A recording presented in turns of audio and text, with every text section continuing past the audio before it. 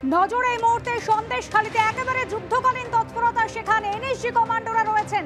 বিস্ফোরকের খোঁজে ঘটনাস্থলে এনএসজির bomb squad robot নিয়ে আসা হয়েছে, যাকে বলা হয় এক্সপ্লোসিভ অর্ডিন্যান্স ডিসপোজাল রোবট, যার সামনে ক্যামেরা রয়েছে এবং এই রোবটের প্রাথমিক কাজ সেই মাটির বাড়িতে কোনো বিস্ফোরক রয়েছে কিনা তা খুঁজে বার করা।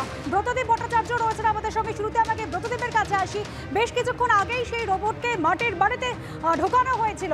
এই মুহূর্তে কি আপডেট পাওয়া যাচ্ছে ব্রতদীপ, কি রয়েছে সেই মাটির বাড়ির ভেতরে যে বাক্স রয়েছে তার মধ্যে? দেখো, ইতিমধ্যেই কিন্তু সেই রোবট কাজ করা শুরু করে দিয়েছে এবং ওই বাড়ির ভিতরে প্রবেশ করে চিরুনি তল্লাশি চালাচ্ছে। তোমায় একটু ছবিটা দেখাতে বলবো দীপ্তেন্দুকে।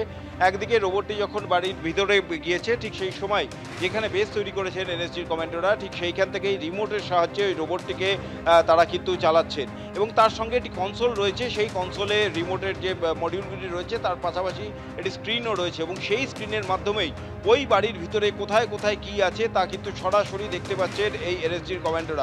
এবং এখনও পর্যন্ত এনএসজি থেকে সরাসরি কিছু না জানানো হলেও আমরা যেটুকুনি জানতে পারছি এখান থেকে যে এই রোবটটি বাড়ির ভিতরে কিন্তু তল্লাশি চালাচ্ছে, সমস্ত জায়গায় খতিয়ে দেখছে এবং যেই প্রযুক্তিতে তৈরি, অর্থাৎ তার যে চাকা রয়েছে অনেকটা ট্যাঙ্কে যে ধরনের চাকা হয় সেই প্রযুক্তিতে তৈরি, যে কোনো ধরনের রাস্তায় সেটি চলতে পারে, এমনকি সিঁড়ি দিয়েও উঠে যেতে পারে এই রোবট। অর্থাৎ এই বাড়ির ভিতরে কোথায় কোথায় কী রয়েছে সেটা জানার জন্য রোবটটিকে ইতিমধ্যেই সেখানে প্রবেশ করানো হয়েছে এবং এনএসজি কমান্ডোরা এইখান থেকে বসে, অর্থাৎ যে বেস তৈরি করেছে তারা বাড়ি থেকে প্রায় 100 মিটার দূরে, সেইখানে বসে ওই কনসোল থেকেই তারা কিন্তু নজরদারি চালাচ্ছে। ভেতরে রয়েছে এবং তার বাইরে রয়েছেন এনএসজি কমান্ডোরা, তারা পরীক্ষা করে দেখছেন এখনো পর্যন্ত।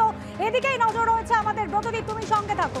এই রোবট যে ব্যবহার করা হয় তখন ব্যবহার করা হয় যখন কোনো এক্সপ্লোসিভ থাকার সম্ভাবনা আছে এবং যে এক্সপ্লোসিভটা ফেটে গেলে মানুষের প্রাণহানি হতে পারে। কারণ আগে রোবট আসার আগে পৃথিবীতে এগুলো মানুষরা নিজেরা হাত দিয়ে বম্ব ডিসপোজাল শুট করে করতো। তারপরে অনেকটা কাজ মানুষের এইটাতে মানে প্রাণ বাঁচার সম্ভাবনা থাকে, কারণ এই রোবটটা এই যে ট্র্যাকের ওপর দিয়ে যায় এরা, এই ফলে কি যে কোনো কাঁচা রাস্তা, মেঠো রাস্তা এর মধ্যে দিয়েও এরা এগিয়ে যেতে পারবে। ছোট একটা ট্যাঙ্কের মতো। প্লাস এদের অনবোর্ড ক্যামেরা থাকে, কিছু আর্মস থাকে যেগুলো দিয়ে ছোটোখাটো অনেকগুলো কাজ এরা করে দিতে পারে, কিন্তু এটা কমপ্লিটলি মানুষ দ্বারা সঞ্চালিত এবং নিয়ন্ত্রণ করা হয়।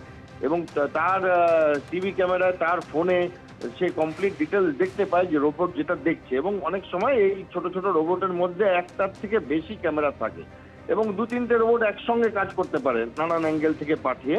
এবং এই যে এর একটা হাত থাকে, আর্ম বলে, যে আপনারাও দেখতে পাচ্ছেন নিশ্চয়ই, সেই আর্মটা হয় আর ক্যামেরা। এবার এই আর্মটা দিয়ে অনেক ছোটোখাটো কাজ করা যায়। কখনো তার কেটে দেওয়া গেল, কখনো তারের ওপর জলের জেট মারা হয় যাতে তারটা কেটে আসে। এবং সাধারণভাবে এগুলো আগে করলে অনেক সময় কি হতো যে 2 রকমের ফিউজ লাগানো থাকতো, ফলে যেই কেউ এটা কিছু করতে যেত তখন ওটা অ্যাক্টিভেট হয়ে ফেটে যেত এবং মানুষের প্রাণহানি ঘটতো।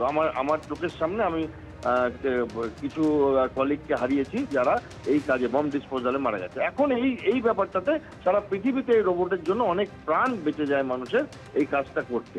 এবং এই অনেক রোবট আছে, এই পার্টিকুলার রোবটটির কথা বলছি না, যেটা বমটাকে দরকার হলে ফাটিয়েও দিতে পারে, হ্যাঁ, মানুষজনকে দূরে সরিয়ে দিয়ে, যাতে কি বমটাকে বাট না ফাটিয়ে কোনো রকম ভাবে বমের সম্বন্ধে বা এক্সপ্লোসিভ ডিভাইসের সম্বন্ধে সমস্ত খবরাখবর দেওয়া এবং ছোটখাটো 2-3টে কাজ করা যাতে এক্সপ্লোসিভটা নিষ্ক্রিয় করা যায়, সেটা এই রোবটটা করতে বহুবার সক্ষম হয়েছে।